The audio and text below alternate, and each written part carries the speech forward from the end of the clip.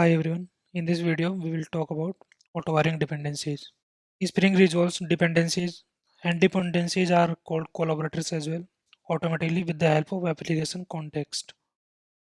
So the advantage of using it are it reduces the code by removing the need to specify properties or constructor arguments explicitly, and it updates the configuration automatically whenever we add or remove any dependency from any class. Now there are four modes of auto wiring. No auto wiring, which is the default mode. We can auto wire by name, we can auto wire by type, or we can auto wire using constructor parameters. Now first is no auto wiring. So we have seen this so far. So this is called explicit uh, dependency injection as well. So here the auto wire mode is no. You can see in this code the value of auto wire attribute is no, and this is default mode as well. So you don't need to specify this.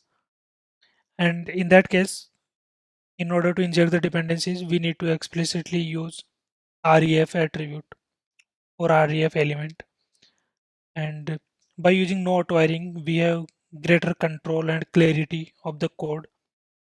So by looking at the code, we can understand uh, all the dependencies that are being injected into the bin, and it works as a good documentation. The second is auto wiring by name.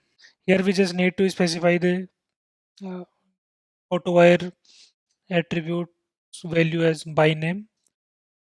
So how it works is, let's say we have two classes, class A and class B, and class A has dependency on class B. So we have a setter method for B, which is set B. And in the bin definition, auto wire equal to by name for bin A. That means all the properties uh, will be matched using the name. So here we have a setter method called set, then capital B. So the Spring container will look for a bean with the name small b, and you can see at the right side there is a bean with id equal to small b. So this bean will be passed to the set b method, and that's how it will work. So let's see that in the action.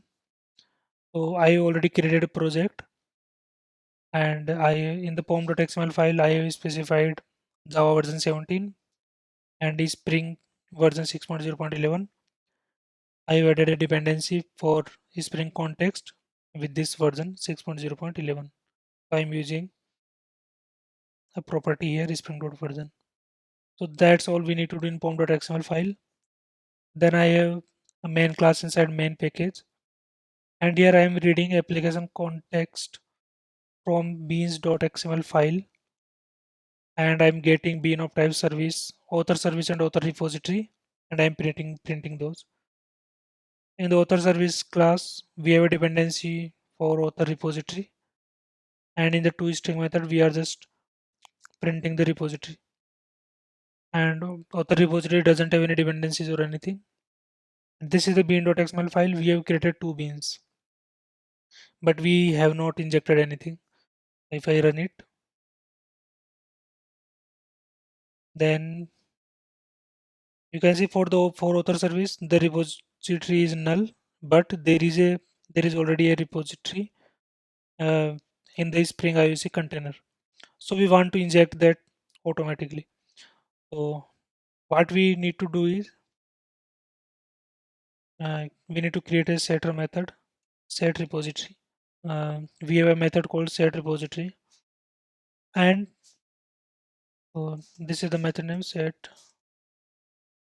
repository. So we remove the set from it and change capital R to small r. So we need a bean with the name repository. If you run it again, you can see the repository is still null because there is no repository with this name. Now let's do that. So what I can do is I can specify id as repository here till the repository is null. Okay, because we have not specified the autowire mode here. So we can say autowire by name. Now if I run it again, you can see the repository is not null. So this repository is same as this repository. So that's how. So we have defined by name here, and now there is a property called, there is a setter method called set repository, which takes an which takes a bean of type, let's author repository. So what it will do is, the Spring container will convert this set R to small r, and it will look for a bean with this name repository. So it will find this bean and it will pass this bean in this set repository method. So that's how it works. So it won't directly change the value of this repository variable. It will just pass that argument in this method. So we can check that. So if I comment it out and run it again, you can see the repository is still null. So Spring IOC container doesn't care what we do in this setter method. It will just pass that bean to this setter method. Then we can do anything we want. So let's say like we can even print anything. So something like that, and if we run it, we can see this text. Now there is the next one is auto wiring by type. So in this case, the Spring container will try to find a bean with the type. So there is a method called set b, which takes an argument called of type b. So Spring IOC container will try to find a bean of type b and will pass that bean in this method. Let's see that as well. So here, instead of by name, if I say by type,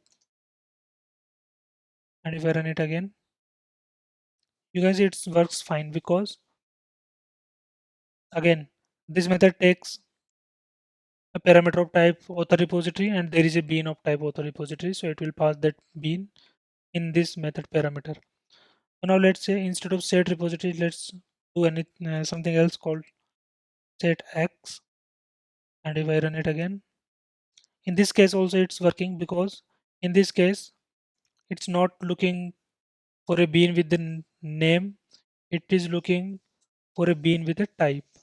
So even if we remove the id, it is working fine. So that's how we auto wire using type. Now there is auto wiring by constructor. So this is same as by type. It does it passes the bean in constructor parameter. So let's do that. So let's remove the setter heap from here, and if I run it, obviously it will be null because we are not setting its value. Now let's create a constructor, public author service, and it will take author repository. This dot repository will be repository, and run it again. Now you can see we are getting this error that no default constructor found, because we have created a constructor with some parameters. So default constructor is not there. For that, what we can do is autowire. We can say constructor. Now what is Spring IOC container will do? Since the autowire mode is constructor, it will try to find all the beans of these types. So there is only author repository, but there can be other uh, parameters as well. So container will try to find beans of all these types and will inject them. So if we run it again, it's working as expected. Okay, that is how we auto-wire by constructor. Now there are some limitations of auto-wiring. First of all, it is confusing if used partially. So let's say for some beans, you define a dependencies explicitly, and for some beans you use auto-wiring. In that case, it becomes complicated to understand the code. Explicit dependencies overrides auto-wire dependency. So yeah, so for example, let's say you have specified auto-wire mode as well, and also you have defined explicit dependencies. So in that case, explicit dependencies will be considered, and you cannot wire primitives and arrays of primitives. If someone looks at your code, they won't be able to understand what what are all the dependencies being injected by the Spring container to your bean. Also, if there is any ambiguity or no unique bean found, in that case you will get exception. So no unique bean means there are multiple beans which satisfy the same auto wiring condition. So let's see that. So for example, we have another bean here with class repository.author repository, and let's give it some ID. So for example, we can give it ID repository, and if we try to run the application, we will get an error, which is no qualifying bean of type available. I expected single matching bean, but found two. So because since auto wiring is constructed, it will try to find a unique bean of type author repository, but since there are two repository and Spring ISA container won't try to guess which repository to use, so it will just throw an exception, and that is expected as well. So first thing, you cannot do that. Like, so not only for constructor, even for like let's say setter method.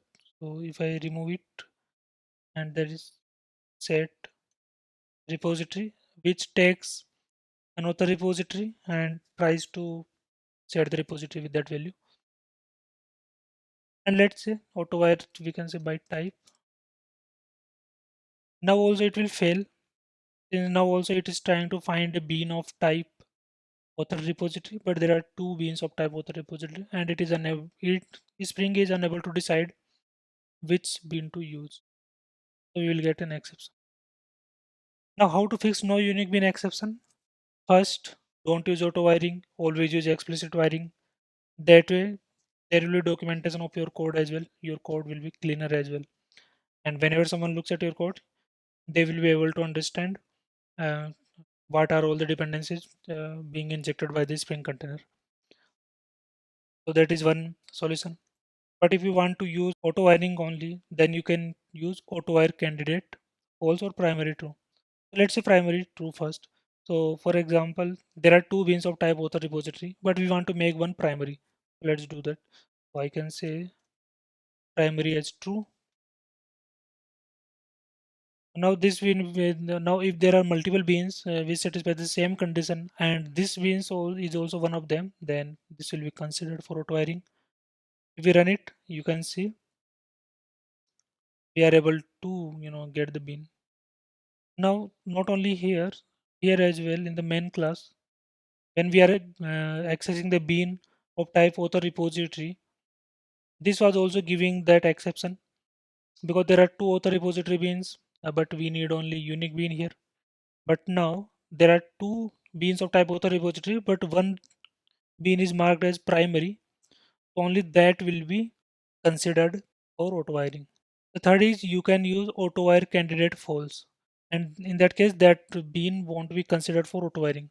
Let's say you don't use primary true here. Let what you- let's say this bean is only used for testing, so you can say test author repository, and then in that case you don't want to make this bean available for auto wiring, so what you can is auto wire candidate false, and if you run it again, in that case also this bean won't be considered for auto wiring. Now let's see what happens if there is only one bean with auto wire candidate false. You run it again, you can see for author service there is no the value of repository is null because there is only one bean of type author repository, but that is not candidate for auto wiring, so that won't be auto wired anywhere. So but this will be available to Spring container. We can use explicit wiring or we can access it, but we cannot use auto wiring with this dependency. So this is how we fix no unique bean exception. So that's it about auto wiring collaborators or auto wiring dependencies in a Spring container. Thank you for watching the video. I will meet you in the next video. Until then, keep learning.